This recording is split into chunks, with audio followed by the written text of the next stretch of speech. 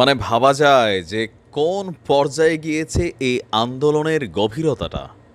যারা এখনো এই আওয়াজটাকে অনুধাবন করতে পারছেন না, বলছি সাধু, সময় আছে এখন পর্যন্ত যে বিষয়গুলোকে সলিউশনে নেন।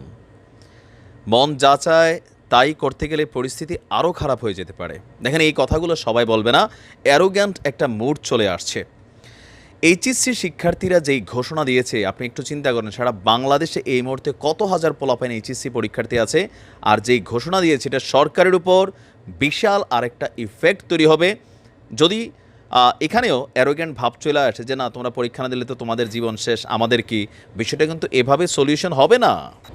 কোটা সংস্কার আন্দোলনকে ঘিরে আপনি দেখেন, আবু সাঈদের হত্যা মামলাতে একটা এইচএসসির ছাত্রকে গ্রেপ্তার করা হয়েছে। এরকম সারা দেশে গেল কয়েকদিনে হয়তো শত শত ছেলে গ্রেপ্তার হয়েছে।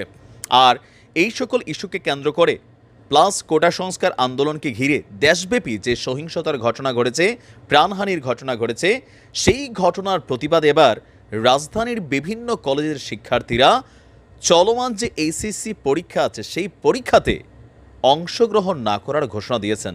আর আমরা বরাবরই দেখেছি ঢাকা শহর হচ্ছে সারা বাংলাদেশের প্রাণকেন্দ্র, আর এর মাঝখানে কিছু কলেজ আছে, আপনারা স্ক্রিনে দেখতে পাচ্ছেন একের পর এক আমি দেখাচ্ছি, যেগুলো বাংলাদেশকে লিড করে, like Notre Dame college, Dhaka college, Viqarunnisa Noon school and college, Dhaka city college, Dhaka residential model college, BF Shaheen college, Rajuk Uttara model college সহ আরও বেশ কয়েকটি কলেজের শিক্ষার্থীর একটা স্পষ্ট বিবৃতি পাঠিয়েছে। বিবৃতির ভাষাগুলো হচ্ছে এরকম।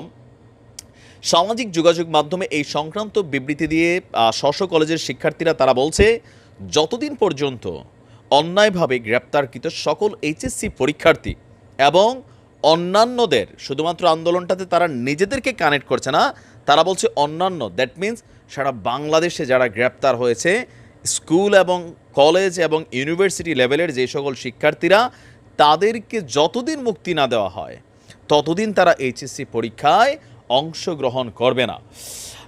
বিবৃতিগুলো শিক্ষার্থীরা নিজেদের ফেসবুক টাইমলাইন, বিভিন্ন গ্রুপ এবং পেজেও শেয়ার করেছেন।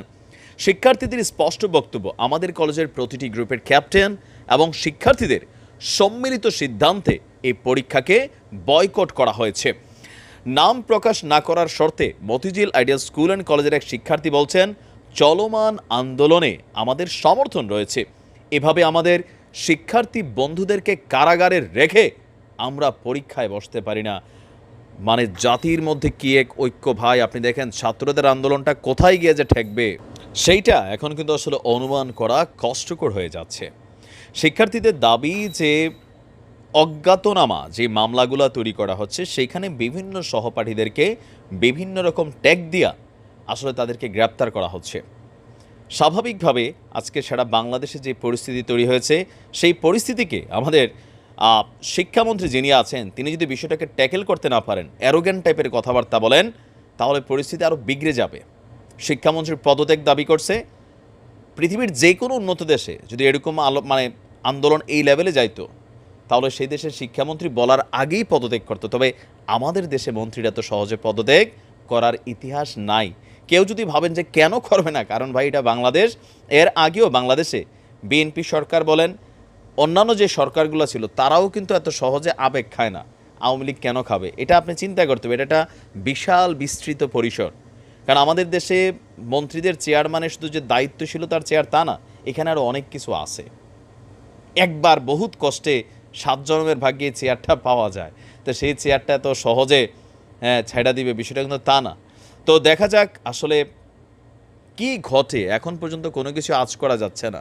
সরকার মাত্র গতকালকে ফেসবুক ইন্টারনেটগুলো খুলে দিছে, আর এর পরেই দেখেন পরিস্থিতি কিন্তু আবারও আরেক দিকে মনে নিচ্ছে। একদিকে আজকে আবার পোলাপাইন নামছে রিমেম্বারিং আওয়ার হিরোজ প্রোগ্রাম। শিক্ষকরা গতকালকে যেই ভূমিকা রেখেছে সারা বাংলাদেশে, প্রকৃতপক্ষে যারা শিক্ষক তারা কিন্তু রাজপথে নামছে ছাত্রদের জন্য। আর যারা লেজুর বৃত্তির শিক্ষক, যারা মনে করলেন নিজেরাই কোটাভিত্তিক শিক্ষক, যারা কি দিবে এই জাতিরে, দেখেন না বাংলাদেশের বিভিন্ন জায়গায় শিক্ষকরা ছাত্রদের সাথে মাল খায়, ছাত্রীদের সাথে অনৈতিক সম্পর্কে জড়ায়, প্রতিষ্ঠানগুলোকে লুটপাটে ব্যস্ত থাকে। এই সকল শিক্ষকের মেরুদণ্ড বহুত আগেই নাই হয়ে গেছে। এরা টাকার বিনিময়ে প্রশ্ন ফাঁস করে, টাকার বিনিময়ে রেজাল্ট কারসাজি করে, হ্যাঁ, মানে প্রতিষ্ঠানের পদ পদবীর জন্য এই একই প্রতিষ্ঠানের অন্যান্য শিক্ষকদের সাথে গুটিবাজি করে, এদের কথা তো বাদই দিলাম। দেখা যাক ছাত্ররা কি পর্যন্ত নিতে পারে আন্দোলনকে। তবে এটা অন্যদিকে মন নিচ্ছে, বোঝা যাচ্ছে। ভালো থাকুন, আসসালামু আলাইকুম।